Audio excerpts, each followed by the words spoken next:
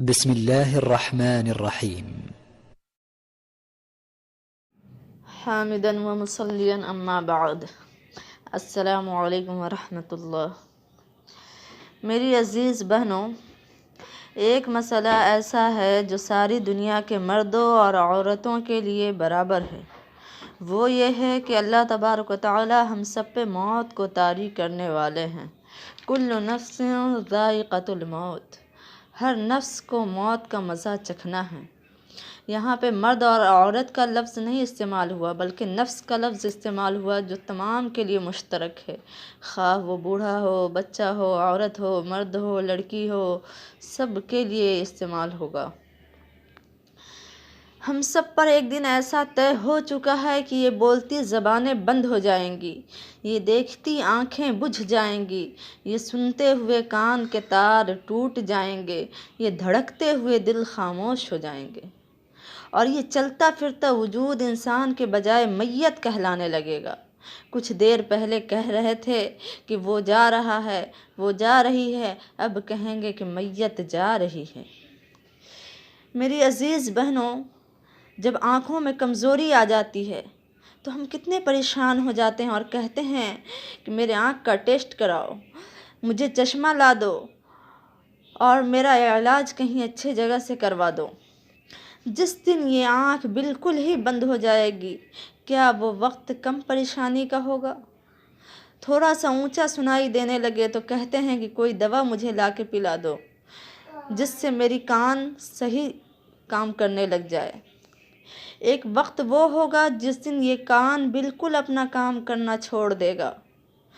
ہاتھ پاؤں کے میں تھوڑا سا اگر شل پڑ جائے تو کہتے ہیں کہ کیا ہو گیا، نروس سسٹم صحیح نہیں ہے، تو یہ نہیں ہے، وہ نہیں ہے۔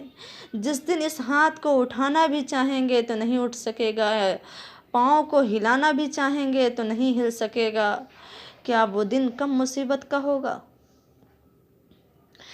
دل کی دھڑکن تھوڑی سی تیز ہو جائے یا اس کی رفتار تھوڑی سی گھٹ جائے تو کہتا ہائے ہائے، اب تو یہ نہیں بچے گا، اس کو دل کا دورہ پڑنے لگا۔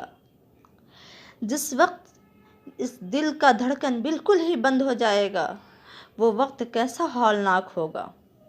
گھٹنوں میں درد ہے، کہتے ہیں نہیں ہم تو ویل چیئر استعمال نہیں کریں گے، میرے اوپر گھر کی ساری ذمہ داری ہے، مجھے گھر دیکھنا ہے، مجھے بچوں کو دیکھنا ہے۔ جس دن یہ پاؤں بالکل ہی بغیر کسی کام کے رہ جائیں گے تو وہ وقت یاد کیجئے کہ کیسا ہوگا۔ بولا نہ جائے تو آدمی پریشان ہو جاتا ہے کہ میری زبان کو کیا ہو گیا، صحیح سے کام نہیں کر رہی ہے۔ جس دن یہ بولتی زبان بالکل ہی بند ہو جائے گی، بچے پکار رہے ہوں گے اماں اماں، لیکن اماں کوئی جواب نہیں دے رہی ہوگی، لوگ کہہ رہے ہوں گے کہ بہن بہن، لیکن بہن کچھ بول نہ سکے گی، وہ وقت کیسا ہوگا؟ اماں صبح سویرے ہی اٹھ کر گھر کے کام میں لگ جاتی تھی، صفائیاں کرتی تھی، ناشتے تیار کرتی تھی، بچوں کو اسکول کے لیے تیار کرتی تھی، برتن صاف کرتی تھی، لیکن آج اماں پڑی ہوئی ہے، آج اماں ہل بھی نہیں رہی ہے، بول بھی نہیں رہی ہے، دیکھ بھی نہیں رہی ہے۔ اتنا بڑا گھر کس پہ چھوڑ کر اکیلا چلی گئی، کہاں چلی گئی، کون سے دیش کے طرف چلی گئی؟ کوئی آواز بھی نہیں دیتی ہے۔ جواب ایک ہی ہے، کل نفس ذائقۃ الموت، ہر نفس کو موت کا مزہ چکھنا ہے۔ بڑھاپے میں بھی چکھنا ہے، بچپن میں بھی چکھنا ہے، جوانی میں بھی چکھنا ہے، ادھیڑ عمر میں بھی چکھنا ہے، کسی کو پتہ نہیں کہ کس وقت پہ چکھنا ہے۔ اور اگر یہ بات یہیں پہ ختم ہو جاتی تو کم افسوس تھا، لیکن اگلی آیت اس سے بھی زیادہ دردناک ہے، جو دل کے تار کو ہلا دیتی ہے۔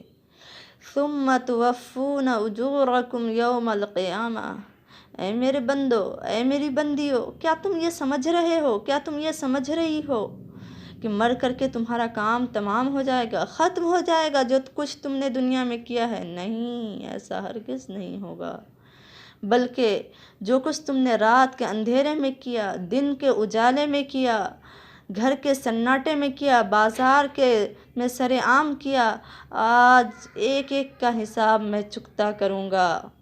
اب اس وقت انسان پریشان ہوگا کہ ہائے میں نے وقت کہاں گنوا دیا۔